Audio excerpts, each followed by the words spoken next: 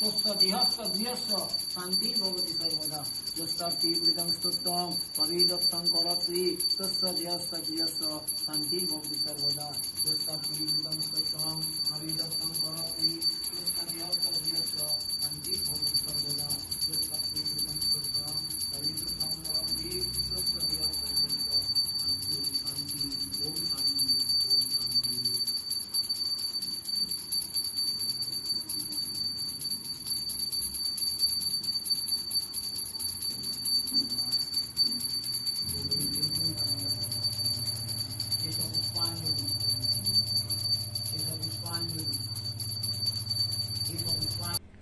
Good morning friends, কেমন আছো তোমরা সকলে? আশা করছি খুব ভালো আছো, আর আমিও খুব ভালো আছি।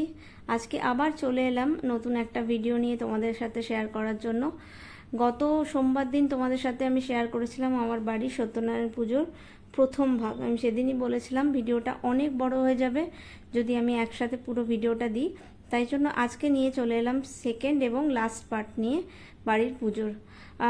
এই কারণ পুজোতে যেহেতু আমার হোম হয়েছিল, চণ্ডীপাঠ হয়েছিল, সব কিছু হয়েছিল, তাই একদিনে পুজোটার ভিডিওটা দিতে গেলে প্রায় 20-25 মিনিটের ভিডিও হয়ে যাচ্ছিল।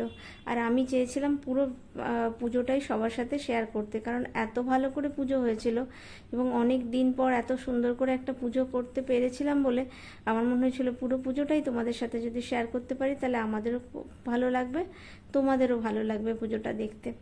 তো এই মুহূর্তে আরতি চলছে, একজন পুরোহিত মশাই আরতি করছেন আর একজন চণ্ডীপাঠের একদম শেষ পর্যায়ে পৌঁছে গেছে। এরপরেই হবে হোম। হোম হবার পরে পুজো শেষ হয়ে যাবে। আর তোমাদেরকে আগের দিনই বলেছিলাম যে খুব তাড়াতাড়ি আমার পুজো সেদিন শেষ হয়ে গিয়েছিল, কারণ অম্বুবাচী পড়ে যাবে বলে খুব তাড়াতাড়ি ওনারা এসেছিলেন এবং খুব তাড়াতাড়ি জোগাড় যন্ত্র করে পুজোতে বসে গিয়েছিলেন, যাতে খুব তাড়াতাড়ি করে পুজোটা সম্পন্ন হতে পারে। আর অন্য টাইম পড়ার আগে যাতে ঠিকঠাকভাবে হোম টোমগুলো সব হয়ে যায়, তাই জন্য ওনারা খুব তাড়াহুড়ো করেই সমস্ত জোগাড় যন্ত্র করে পুজোতে বসেছিলেন। কিন্তু পুজোটা খুব শান্তভাবে নির্বিঘ্নে ওনারা করেছেন, জোগাড় যন্ত্রটা যত তাড়াতাড়ি করুক না কেন।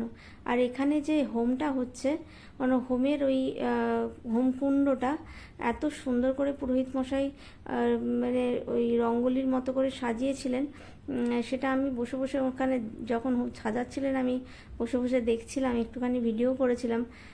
তো তোমাদেরকে এর পরেই সেটা ক্লিপটা আমি অ্যাড করে দিয়েছি। তো ভীষণ সুন্দর দেখতে লাগছিল হোমকুণ্ডটা। খুব যত্ন সহকারে উনি সুন্দর করে একদম সাজাচ্ছিলেন এই হোমকুণ্ডটি। তো সব মিলিয়ে অনেক দিন পর একটা একদম মনের আশা পূর্ণ করে পুজো এবং হোম সব কিছু করতে পারলাম, যাতে বাড়ির মধ্যে একটা অসম্ভব সুন্দর পজিটিভিটি কাজ করে। পজিটিভ তো সবসময় থাকার চেষ্টা করি, আর ঠাকুর তো সবসময় সাথে থাকেও। আমি তো একদম অষ্টপ্রহর বলা যেতে পারে আমার মনের মধ্যে আমার পুরোহিত চলতে থাকে। কিন্তু তার মধ্যে বাড়িতে যখন পুরোহিত পুজো করা হয় তখন সত্যি বাড়ির মধ্যে একটা অদ্ভুত পজিটিভ ভাইবস কাজ করতে থাকে।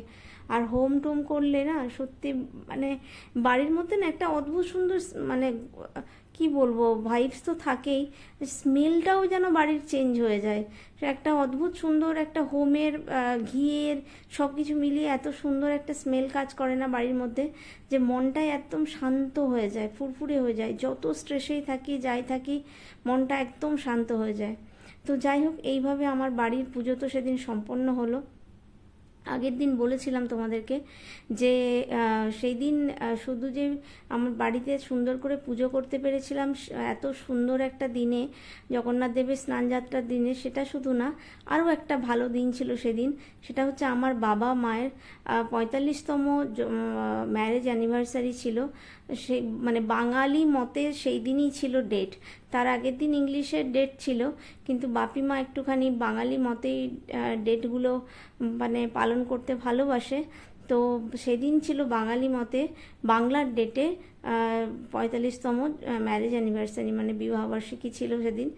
আর জেনারেলি এখন যেহেতু আমরা কলকাতাতে থাকি, ভাইরাও আমরা কলকাতাতে থাকি সবাই, আর বাপি মা থাকে মেদিনীপুরে, তাদের মানে পুরো তাদের বাড়ি ছেড়ে তারা একদমই এসে এসব ফ্ল্যাটে একদম থাকতে চায় না।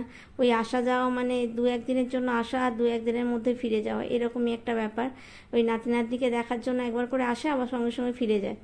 কিন্তু এই রকম এই অ্যানিভার্সারিতে না, সত্যি কথা বহু বছর পরে হয়তো আমরা একসাথে থাকলাম, আমাদের থাকার স্কোপ সেইভাবে হয়ই না একদম। তো আর এই এত মানে 45তম অ্যানিভার্সারি মানে বুঝতেই পারছো একটা ভীষণ স্পেশাল একটা অ্যানিভার্সারি বলতে পারো। আর 5টা বছর পর তো আরও স্পেশাল একটা অ্যানিভার্সারি হবে।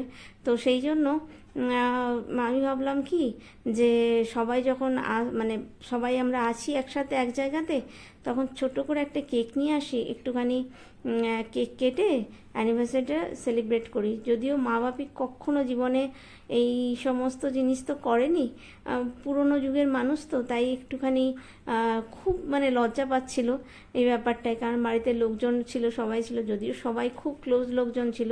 আমি বেশি লোকজন বলিনি, কারণ তাহলে পুজোটা ঠিক শান্ত মাথায় মানে দেখতে পারবো না, কারণ একটা প্রেশার থাকবে বাড়িতে অনেক লোকজন বললে। তাই খুব ক্লোজ যারা সেরকম কিছু মানুষকে আমি বলেছিলাম।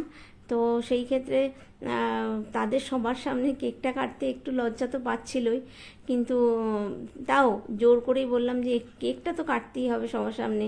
কারণ কি তো এই মুহূর্ত, এই দিনগুলো তো আর ওরকম পরের দিন বা তারপরের দিনে ফিরে আসবে না। তো এই স্পেশাল দিনটা স্পেশালভাবেই কাটাতে হবে। তো সেই জন্য একটা ছোট্ট করে কেক কাটার আয়োজন করেছিলাম ওই দিনই বিকেলবেলা। আর এই যে রুমটার মধ্যে দেখছো পুচকেগুলো, এরা আমার খরগোশকে নিয়ে এত বেশি ব্যস্ত ছিল। একটা তো আমার ভাইঝি, আর একটা হচ্ছে আমারই একজন পরিচিত, তার ছেলে বুলি বলে একজন আছে, আমাকে দিদিভাই বলে, তো তার ছেলে। আর খাটের মধ্যে যিনি শুয়ে আছেন তিনি আমার সম্পর্কে মাসিমা হন, তো আমার এক দিদির শাশুড়ি মা।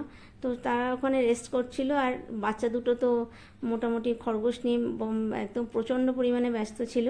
আর এই হচ্ছে সেই কেক কাটার পর্ব শুরু হচ্ছে।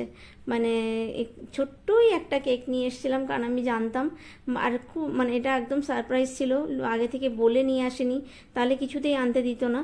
তো না বলে নিয়ে এসেছিলাম, না বলে নিয়ে এসে জোর করেই প্রায় কাটানো হয়েছিল, যে একটুখানি অন্তত মানে হাতই দিতে চাইছিল না, ছুরিতে কেটেছে বোধহয়, বাচ্চাগুলোকে দিয়েই জোর করে কাটানো হয়েছে। কিন্তু তবু আর কি এই মোমেন্টটা আমি ক্যাপচার করতে চেয়েছিলাম, কারণ আমার মানে যতজন এসেছিল বাড়িতে আমার ক্লোজ মানুষজন, তারা সবাই এখানে আছে। আমার দিদি আছে এক, নীল শাড়ি পরা, দেখতেই পেলে তোমরা, অর্পিতা দি। ব্লু শাড়ি মানে পার্পল কালারের শাড়ি পরে যে আছে সে হচ্ছে আমার ভীষণ ক্লোজ একজন বন্ধু, এবং অনেক বছর পর আবার দেখা হলো। সেটা হচ্ছে সবথেকে বড় সারপ্রাইজ, যে অনেক বছর পর এই ফেসবুক, এই ইনস্টা, এই সমস্ত কিছু জিনিসের না কিছু উপকারও আছে, এদের দৌলতেই আবার অনেক বছর পর ওর সাথে আমার দেখা হলো। তারপর আমার এখানে ছেলে বসে আছে, ছেলের পাশে যে দাঁড়িয়ে আছে আমার ভাসুরজি। তারপর আমার দিদির যে হাজব্যান্ড দাদা দাঁড়িয়ে আছেন, এটা আমার ভাইয়ের ওয়াইফ যে কেক কাটাতে হেল্প করছে। ও হচ্ছে এইসব দিকে প্রচণ্ড স্মার্ট, ও এইসব খুব ভালো পারে। আর আমার ভাই একদম কোণাতে গিয়ে দাঁড়িয়ে আছে ওই দরজার কাছে, মানে ওর এইসব দিকে প্রচুর লাজুক আছে। আমার ছেলেও লাজুক, ওকে জোর করে নিয়ে এসে বসানো হয়েছে বলে তাই। তো যাই হোক, ছোট্ট করে একটু কেক কাটা, একটুখানি এই মুহূর্তটাকে জাস্ট ধরে রাখা। আমি না সবসময় বলি যে ইউটিউব আমাকে কিছু দিক বা না দিক, একটা জিনিস দিয়েছে যে আমাকে আমার স্মৃতিগুলোকে ধরে রাখার একটা স্কোপ দিয়েছে। এই স্মৃতিগুলোকে আমি সারা জীবন ধরে রাখতে পারবো এইভাবে। তো যাই হোক, এইভাবে তোমাদের সাথে আরও একটা সুন্দর ভিডিও শেয়ার করার চেষ্টা করলাম। যদি ভিডিওটা ভালো লাগে থাকে তাহলে অবশ্যই লাইক করো, কমেন্ট করো, শেয়ার করো। চ্যানেলটাকে কিন্তু সাবস্ক্রাইব করতে প্লিজ ভুলে যেও না। চ্যানেলটাকে তো অবশ্যই সাবস্ক্রাইব করো, এবং সাথে বেল বাটনটাকে ক্লিক করে দিও, যাতে ঋতু সংবাদ থেকে যখনই কোনো ভিডিও আপলোড হয় তোমাদের কাছে গিয়ে পৌঁছে যায়। তো ভালো থেকো, সুস্থ থেকো, দেখা হচ্ছে আবার কোনো একটা নতুন ভিডিওতে। ততক্ষণের জন্য টাটা, বাই।